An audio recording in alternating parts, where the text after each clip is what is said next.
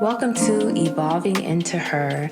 I'm Ashley Hope, and this is your weekly check-in to get out of your head, into your body, and back into alignment with the version of you who's already living the vision. So grab your favorite cup of tea, settle in, and let's get into the show.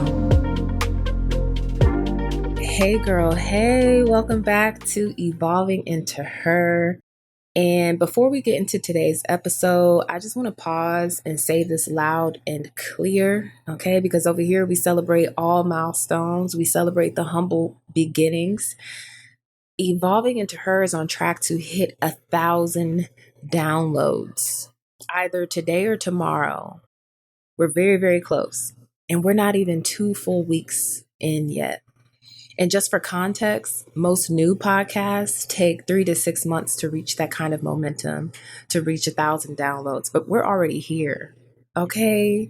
And baby, that's not luck by any means. All right. That is alignment. And another milestone I want to celebrate. In the first week, this podcast charted at number 57 in self-improvement in the US and number 101 in education. That is major. Okay, there's 24,000 to 30,000 active podcasts in those categories. And Evolving Into Her charted in the first week. That means something real is happening here. That means that this is more than just content, right? This is impact. It's a movement that is moving. And the vision that started in my spirit is now touching women across the world. And I'm so grateful. And I will celebrate every single milestone. And I'm so glad you guys are here with me. I also wanted to share this reminder. And if you follow me on social media, you've heard this time and time again. Do the thing that God put on your heart. Even if it doesn't make sense yet, even if you're doing it and you are shaking in your boots, even if it's quiet in the beginning and you have humble beginnings, provision always follows divine instruction. God always provides for his vision. He will always make room for the vision that he gave you. You don't have to force it. Just move. Just do the thing. Just take the steps and watch how he moves with you and covers you and provides for you. And so if you've been listening, if you've been sharing, or you've just been holding space with me, sis, thank you. You are a part of this. You are a part of her nation. Okay. Do y'all like that? I was thinking her nation or her collective. Her nation is sounding like it may be it. Just let me know in the comments of the show, or you can DM me. Let me know how y'all feel about her nation. Okay. And baby, we are just getting started. So today we are having a necessary conversation. And we're talking about this idea that things have to fall apart before we're allowed to change. That the breakdown, the rock bottom, the dramatic spiral, right? That's where the transformation happens. And I'm here to tell you loud and clear, girl, no. No, absolutely not. You do not have to hit rock bottom to evolve. So let's stop glamorizing the fall apart moment. Let's stop celebrating collapse as if it's the starting point. Let's stop acting like pain is the only permission slip to pivot, because too many women are waiting, right? We're waiting for things to get worse. We're waiting for something to be bad enough to justify us leaving. We're waiting for the relationship to explode, or the job to break us down, or the burnout to become unbearable. And while you wait, you ignore the whispers, right? And you downplay the tension. You convince yourself that you're fine because nothing's technically wrong. But friend, I'm here to tell you, you do not need a dramatic moment to prove it's time to shift.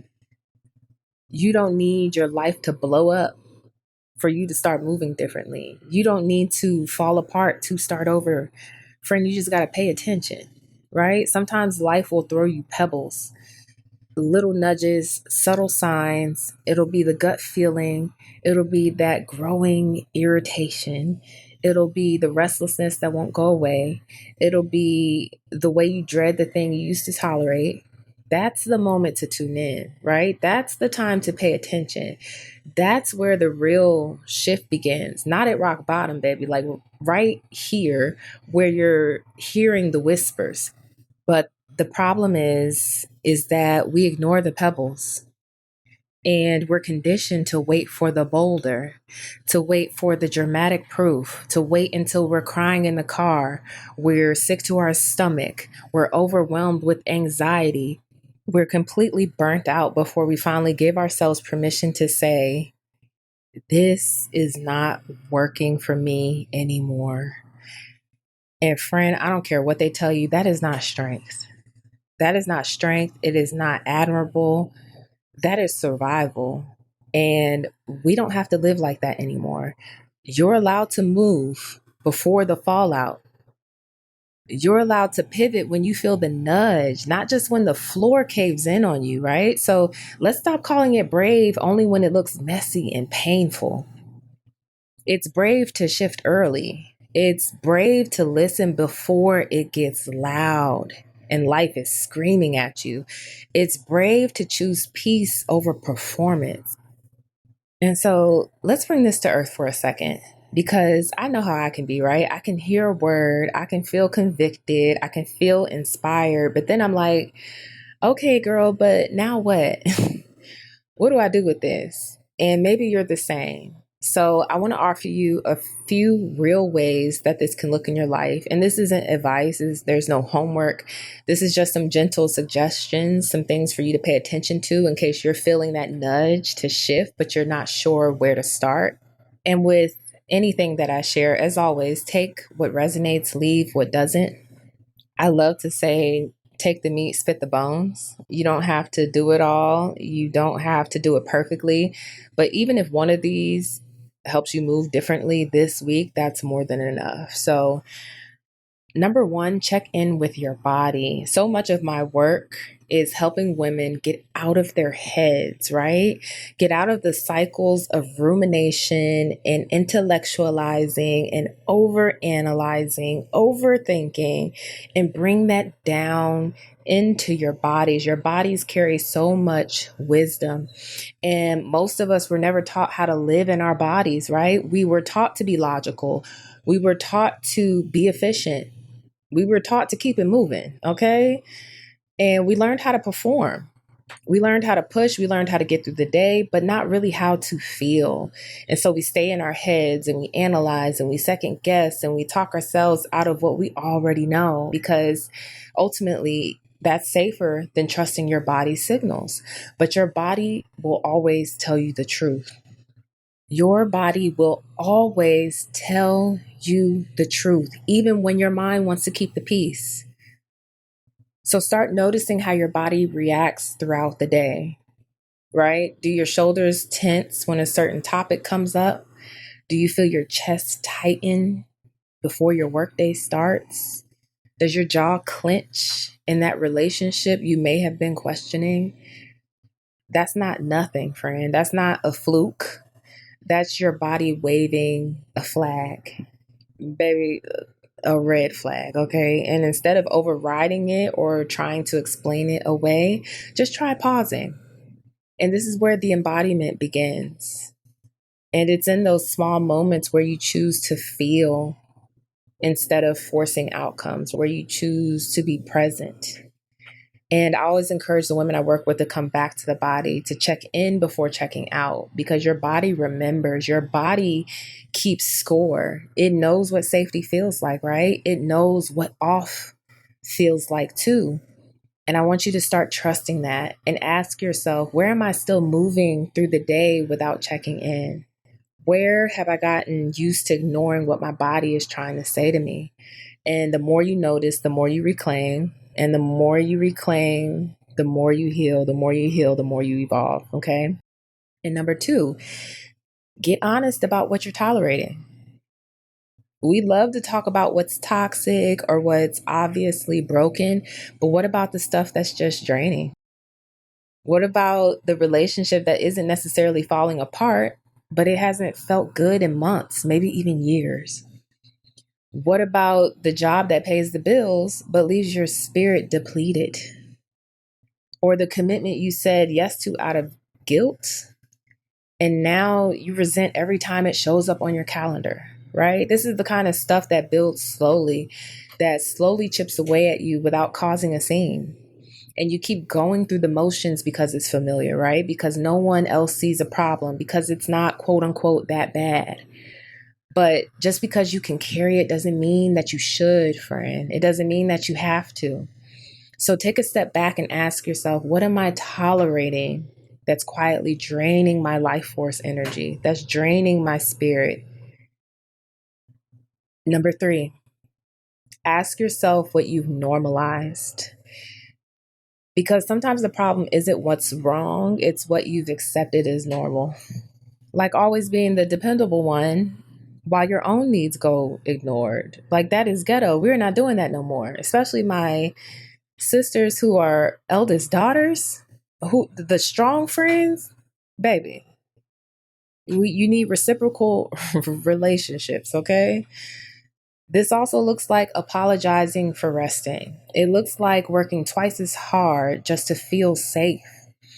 It looks like never feeling fully seen in your relationships, but convincing yourself you're just too much. And so we inherit these patterns, right? We absorb them from our culture, from family, from church, from relationships, from social media. And before you know it, you're living a life that feels heavy, but looks fine on the outside. So I want you to take inventory. What roles are you playing that you never asked for? What baggage are you carrying that's not yours? Like the great philosopher Miss Badu said, bag lady, you gonna hurt your back. Dragging all them bags like that. It ain't even your shit. Okay? Put the bags down. What compromises have become part of your identity? And what would it mean to let some of that go? Number 4, imagine what you'd do if you didn't need to explain it to anyone. And this is where it gets real. What would you do if you didn't feel like you had to justify it? If no one needed to understand, if nobody had to co-sign the decision? What would you say no to? What would you release? Where would you move differently? The truth is, some of us are holding ourselves back because we're afraid someone will ask why. And we think we need a breakdown or a dramatic story to make the change make sense. But sis, it doesn't feel aligned anymore is a full sentence. You don't need to get it. I just know is a full sentence, right? Just start letting your knowing be enough. And number 5, make one small move this week. If you've been in community with me at all, or you've just been paying attention, I am all about, okay, we know this. Now, what are we going to do with it? Because knowing doesn't really create the change. It doesn't create the transformation. It doesn't really shift your life, right? You got to walk this thing out, right? So remember, you don't have to tear your life apart to move in a new direction. It could be simple. It could be quiet. It could be intentional. And it could look like maybe putting your phone on D&D after 8 p.m. and reclaiming your evenings. Maybe it's saying no to the invitation you always feel obligated to say yes to.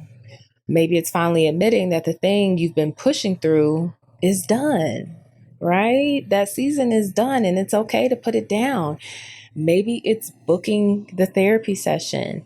And when you get on the phone with that therapist or get to that therapist's office, baby, really telling them the truth. All right. Maybe it's writing the resignation letter. Even if you don't send it yet, just type it up, keep it in your drafts.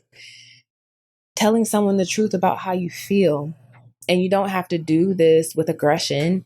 You don't have to be one of those people who deliver harsh truths. You could say it with kindness and respect and tell them the truth lovingly, right? And you don't have to manage how they receive it.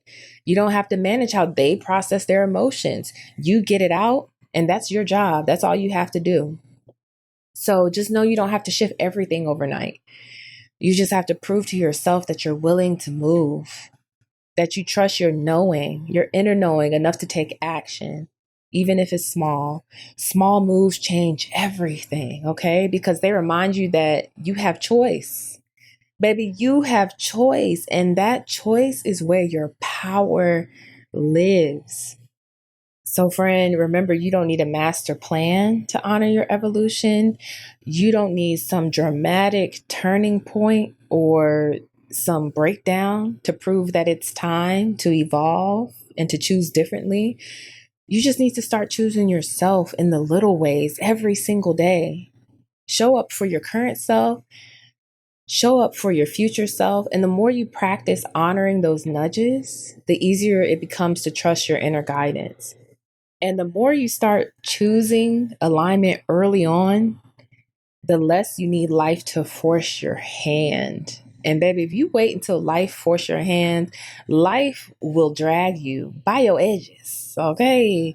And some of y'all edges is already sparse. You can't afford for life to drag you by the edges, okay? And the more you move from knowing instead of waiting, the more steady you feel in your becoming. So this is what it means to stop romanticizing rock bottom. There's nothing sexy about it, right? It means making small, real, grounded decisions that say, I trust myself now. I believe in myself now. I know that life will support me now. I know that God has me in the palm of his hands now. I do not need to be in crisis to create change. And I'm going to give you a second to sit with that. Allow it to resonate as truth. Take a deep breath in if you need to. And gently exhale from your mouth. And before we wrap, of course, I want to give you a moment to slow down and really feel this in your body, feel this in your being, because we know this podcast, Evolving into Her, it's not just about mindset, right? It's about embodiment. It's about presence. It's about reconnecting with the version of you who's already living the vision. It's about reconnecting with her. And so this next part of the episode is something I call a moment for her. And it's a short embodiment ritual to help you anchor into your evolution right here, right now. So if you're in a space where you can pause, this is your time to soften. This is your time to be still, to just be, and to come back home to yourself. So if you're in a space where you can pause, I invite you to place one hand over your heart and one hand over your womb or your belly. And gently close your eyes or just soften your gaze.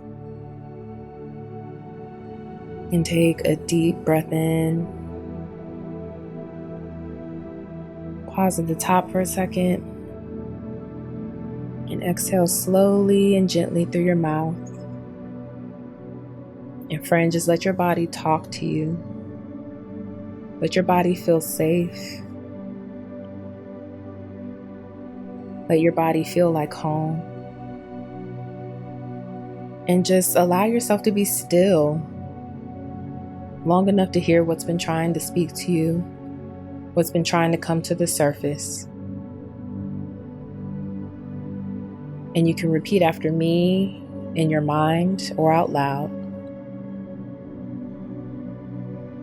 I don't need to fall apart to rebuild.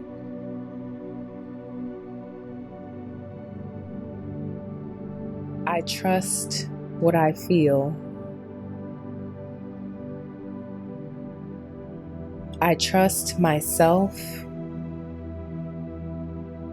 I trust in life. I trust in the Most High. I move when I'm called. I shift because I am worth the shift. And just breathe that in. And just let it permeate your being, permeate your body, permeate your womb space, your heart space, your mind. Allow it to permeate every cell of your body, your bloodstream, all of your internal organs, your bones, your aura. And friend, remember, you don't have to crash or crash out to grow and evolve. You don't have to lose everything to find yourself. You're allowed to evolve early. You're allowed to pay attention to the misalignments early on. You're allowed to listen now. And this is how you stop romanticizing the rock bottom. You choose yourself before the world gives you a reason, before life gives you a reason, before the Holy Spirit has to throw a boulder at you to get your attention. I love you, friend, and I believe in you. I'm so excited to witness your evolution.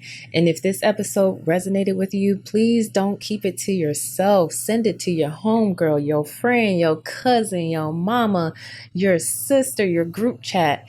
And please take a moment to leave me a 5-star rating, because I'm a 5-star kind of girl, a 5-star bitch, okay?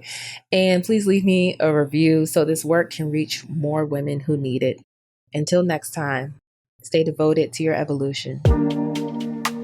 I'm Ashley Hope, and you've been listening to Evolving Into Her. Thank you so much for being here with me. Thank you for choosing her, for choosing yourself.